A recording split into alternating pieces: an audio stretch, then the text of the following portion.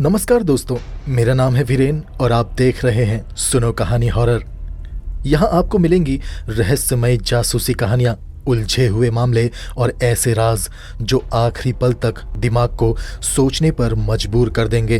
अगर आपको जासूसी कहानियाँ पसंद हैं तो वीडियो को लाइक करें और चैनल को सब्सक्राइब करके कमेंट बॉक्स में अपना विचार ज़रूर व्यक्त करें। चलिए बिना किसी देरी के कहानी शुरू करते हैं।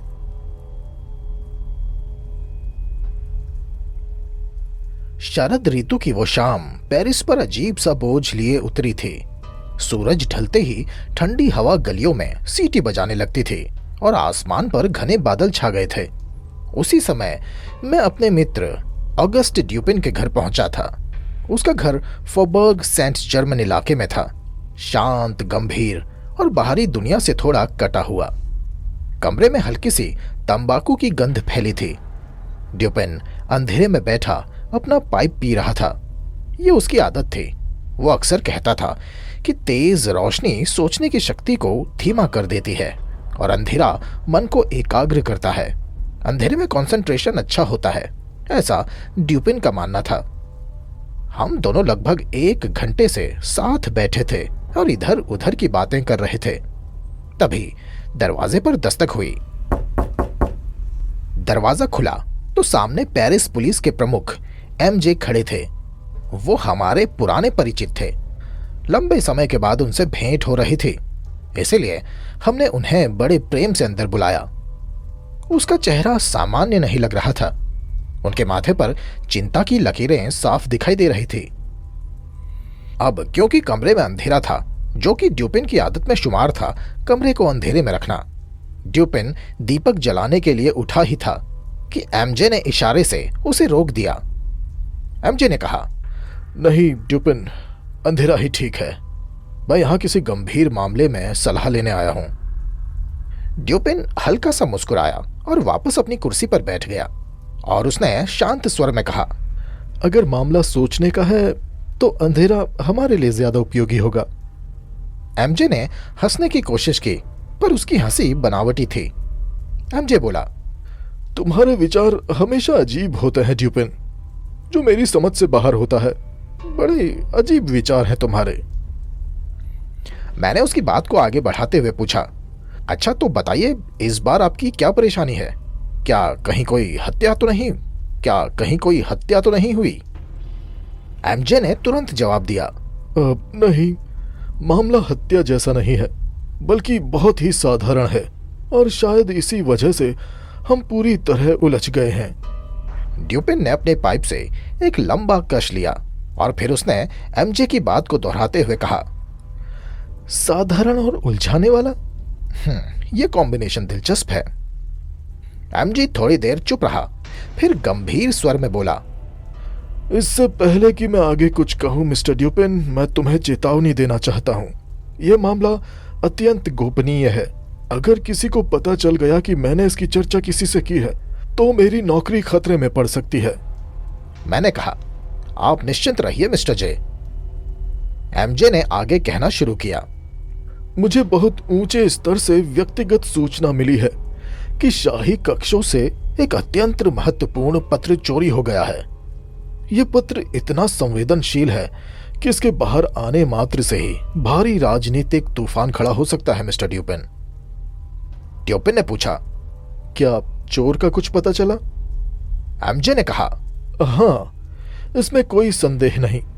उसे पत्र चुराते हुए देखा गया था और यह भी निश्चित है कि पत्र अब भी उसी के पास है। मैंने हैरानी से पूछा, अगर वो पत्र उसके पास है तो पुलिस अब तक उसे बरामद क्यों नहीं कर पाई? एमजे ने गहरी सांस ली और बोला, क्योंकि वो व्यक्ति कोई साधारण चोर नहीं है। वो प्रसिद्ध मंत्री डेंजल विल्सन है। कमरे में कुछ क्षण के लिए सन्नाटा छा गया। एमजे ने आगे बताया कि यह पत्र जिस महिला के लिए लिखा गया था वो समाज और सत्ता के उच्चतम स्तर से जुड़ी हुई थी, एक हाई प्रोफाइल लेडी।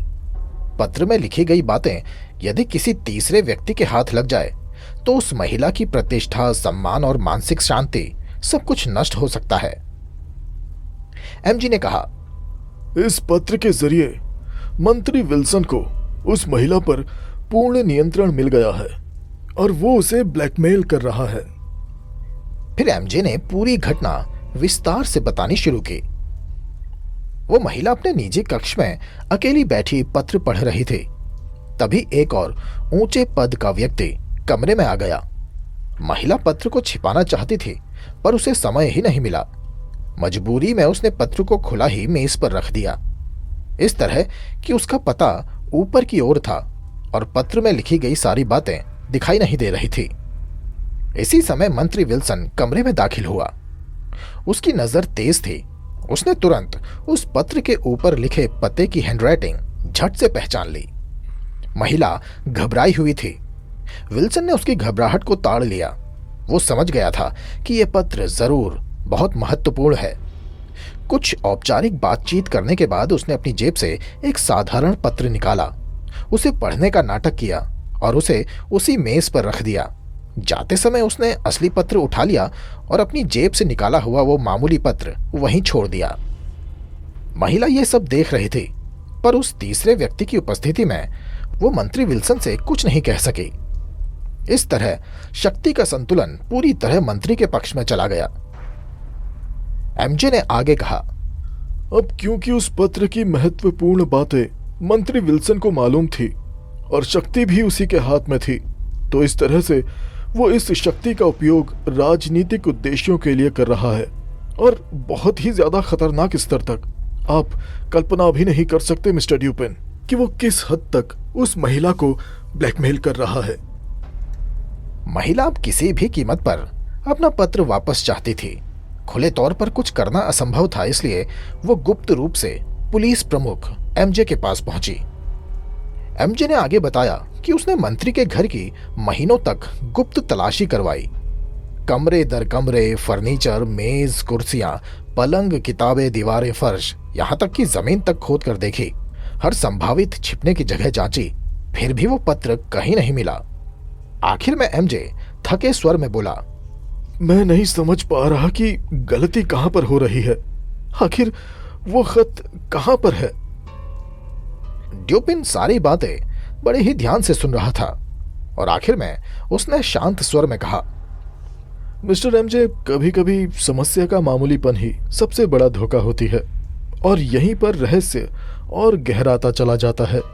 आप फिक्र मत कीजिए, हम गहराई में घुसने की कोशिश करेंगे। लगभग 1 महीना गुजर चुका था। पेरिस की सर्दियां अब और भी ठंडी हो चली थी। हवा में नमी थी और शामें जल्दी उतरने लगी थी। मैं और ड्यूपिन उसके कमरे में अंधेरे में बैठे पाइप पी रहे थे। कमरे की खिड़कियां बंद थी। बाहर की आवाजें जैसे भीतर आने से डरती हों। तभी दरवाजे पर हल्की सी दस्तक हुई। दरवाजा खुला और फिर से वही पुलिस प्रमुख एमजे अंदर आए। इस बार उनका चेहरा पहले से भी ज्यादा बुझा हुआ था। उनके कदमों में वो आत्मविश्वास नहीं था जो आमतौर पर पेरिस पुलिस के मुखिया में दिखाई देना चाहिए। बिना कुछ कहे उन्होंने कुर्सी खींची, बैठे और तंबाकू का पाइप उठा लिया।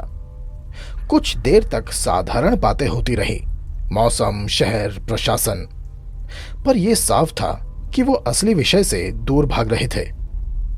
आखिरकार मैंने ही चुप्पी तोड़ी और बोला, तो बताइए मिस्टर एमजे, उस चोरी हुए पत्र का क्या हुआ?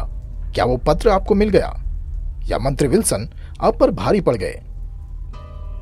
एमजे ने गहरी सांस ली और स्वीकारते हुए कहा, हाँ, मुझे डर है कि इस बार वो जीत गया है। मैं पत्र नहीं ढूंढ सका। ड्यूपिन ने बिना हैरानी दिखाए पूछा, क्या आपने दोबारा तलाशी ली?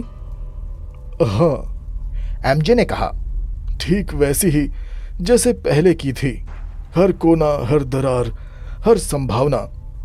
मुझे पहले से ही पता था कि यह सब व्यर्थ होगा और वही हुआ। उसके स्वर में थकान और हताशा साफ झलक रही थी। ड्यूपिन ने आगे पूछा, अच्छा, वो पत्र ढूंढने वाले को इनाम मिलने वाला था। सुना है कि इनाम की रकम बढ़ा दी गई है। कितनी बढ़ाई है रकम?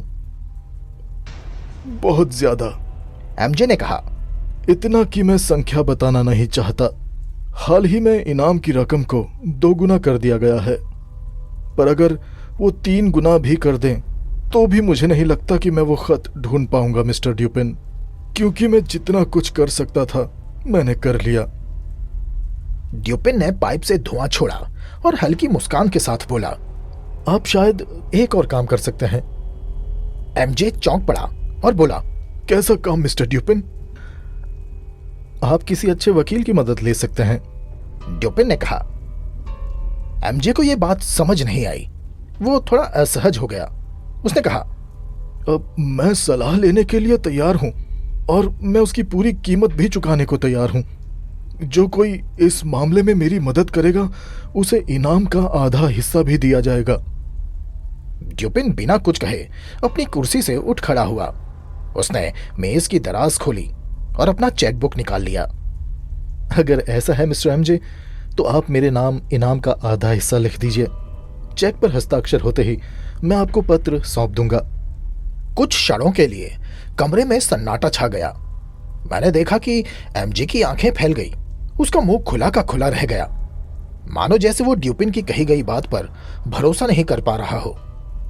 कुछ देर तक वो कुछ नहीं बोल सका।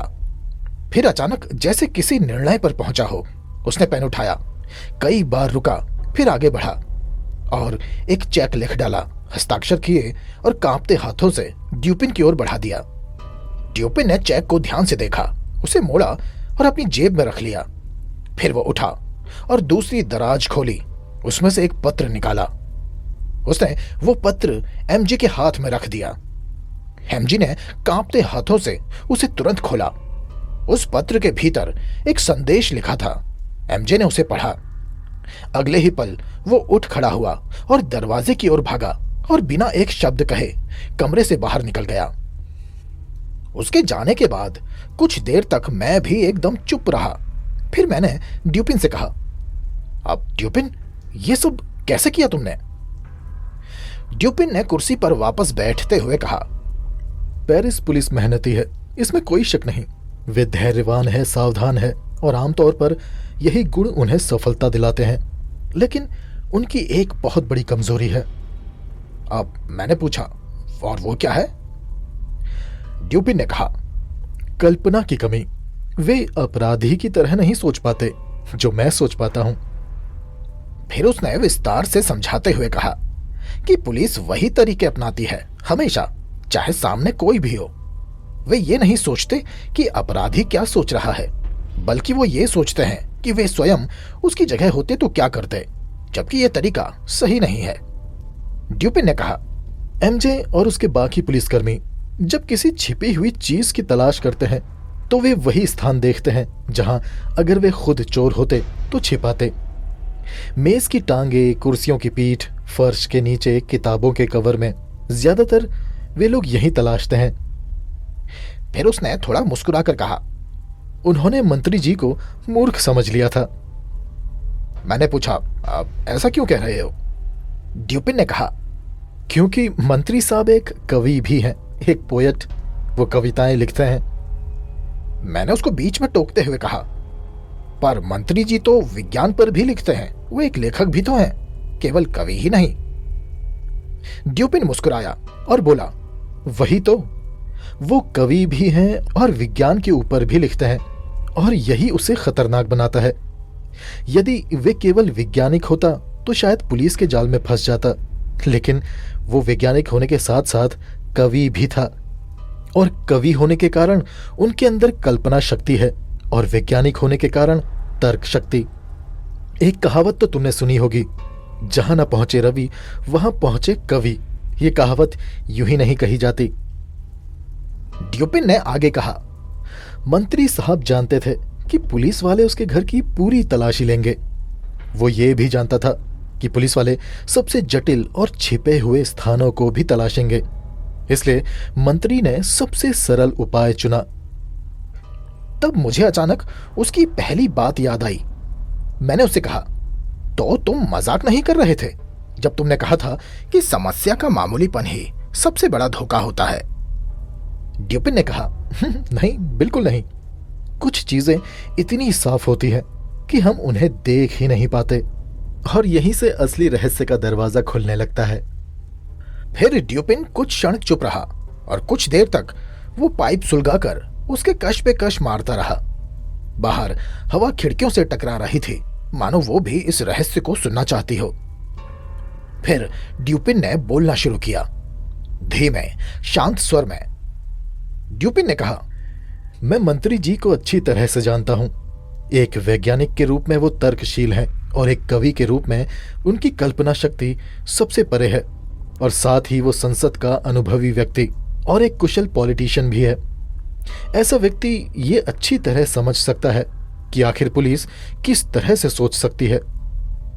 मंत्री जी को पहले से पता था कि पुलिस उसके घर की तलाशी जरूर लेगी।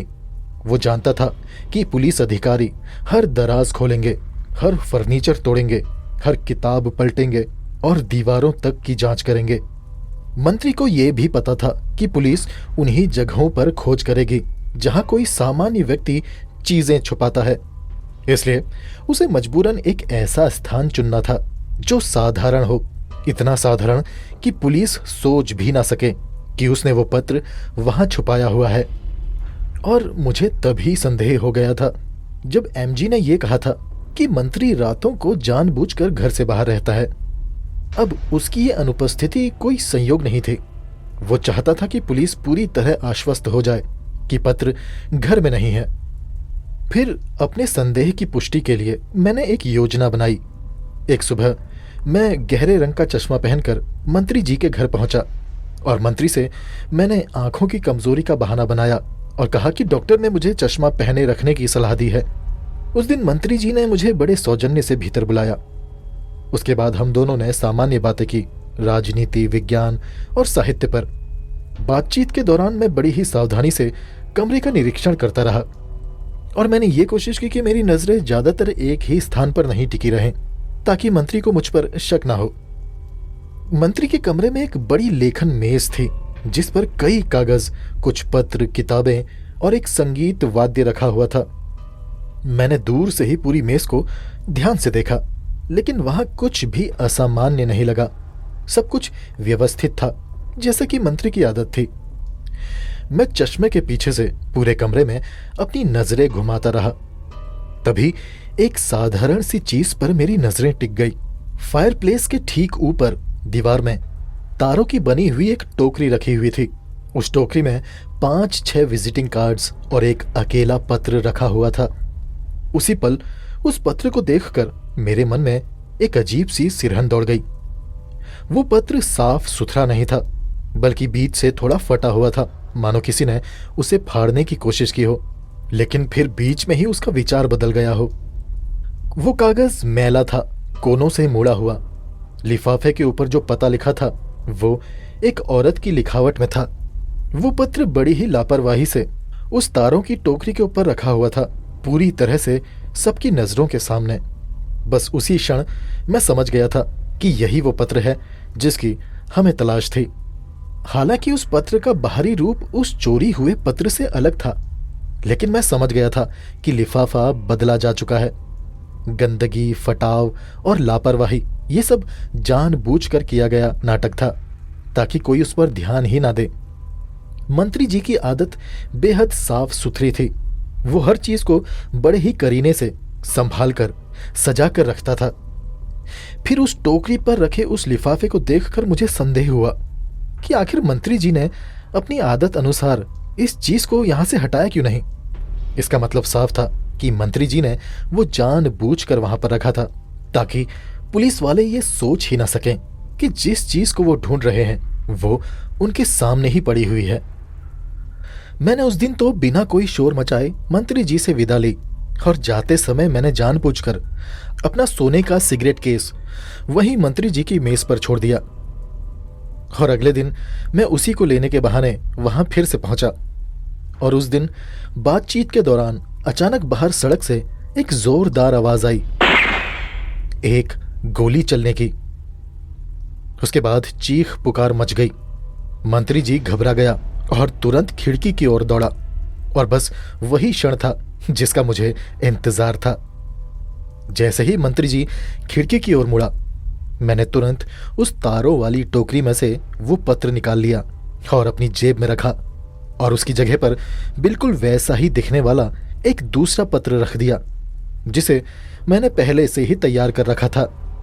कुछ ही क्षणों में बाहर का वो शोर शांत हो गया। बाहर की घटना महज एक नाटक थी। एक व्यक्ति ने भीड़ में पुरानी बंदूक से गोली चलाई थी, जिसमें बारूद तो था लेकिन छर्रे नहीं थे, और वो नाटक मेरा ही रचा हुआ था। मैंने उस व्यक्ति को पहले ही पैसे दे दिए थे ये सब करने के लिए। उसके थोड़ी देर बाद मैं उसके घर से बाहर आ गया। अब लेकिन तुमने उसकी जगह दूसरा पत्र क्यों रखा? ड्यूपिन ने गंभीर स्वर में कहा। क्योंकि इस मामले में मैं उस महिला के पक्ष में हूं, जिसे 18 महीनों तक मंत्री ने अपने नियंत्रण में रखा था, उसे ब्लैकमेल करता था। अब उस नकली खत को देखकर वो कुछ समय के लिए भ्रम में रहेगा कि वो पत्र अभी भी उसी के पास है, और इस दौरान वो उसी तरह का व्यवहार उस महिला के साथ करता रहेगा, और यही समय उस महिला को अवसर देगा कि वो मंत्री साहब को फंसा सके। उसके बाद ड्यूपिन ने कहा कि वो मंत्री जैसे चतुर लेकिन सम्मानहीन व्यक्ति के लिए कोई सहानुभूति नहीं रखता। उसने हल्की मुस्कान के साथ कहा, मैं बस ये जानना चाहता हूं कि जब वो उस नकली पत्र को खोलेगा जिसे मैंने असली की जगह रखा है, तो उसका रिएक्शन क्या होगा? मैंने उत्सुकता से पूछा, वैसे तुमने उस नकली पत्र में कुछ लिखा था? ड्यूपिन ने कहा, हाँ, कुछ तो लिखा है मैंने उसमें। खाली पन्ना छोड़ना अपमानजनक होता, इसलिए एक बढ़िया लाइन लिखी है मैंने उसमें। असल में कई साल पहले मंत्री ने मेरे साथ बहुत बुरा व्यवहार किया था, मैंने बस उसी दिन का बदला लिया है। फिर उसने बताया कि उसने उस पत्र के बीच में अपने हाथ से केवल एक पंक्ति लिखी थी, तुम शेर हो तो हम सवा शेर हैं, पुराना हिसाब चुपता। उसके बाद ड्यूपिन खिलखिलाकर हंस पड़ा और मैं भी मुस्कुराकर रह गया। मैं समझ गया था कि यह सिर्फ एक चोरी हुए पत्र की कहानी नहीं थी, बल्कि ये उस सच्चाई का प्रमाण थी कि कभी कभी सबसे बड़ा रहस्य वहीं छुपा होता है जहां हम देखने की जहमत ही नहीं उठाते। दोस्तों, मुझे उम्मीद है आपको यह कहानी जरूर अच्छी लगी होगी, इसलिए कहानी को लाइक किए बिना मत जाइएगा। मेरे चैनल में इसी तरह की कई और दूसरी जासूसी कहानियां भी हैं, उन्हें भी जरूर सुनिएगा। मुझे और इस कहानी को यहाँ तक सुनने के लिए आपका धन्यवाद।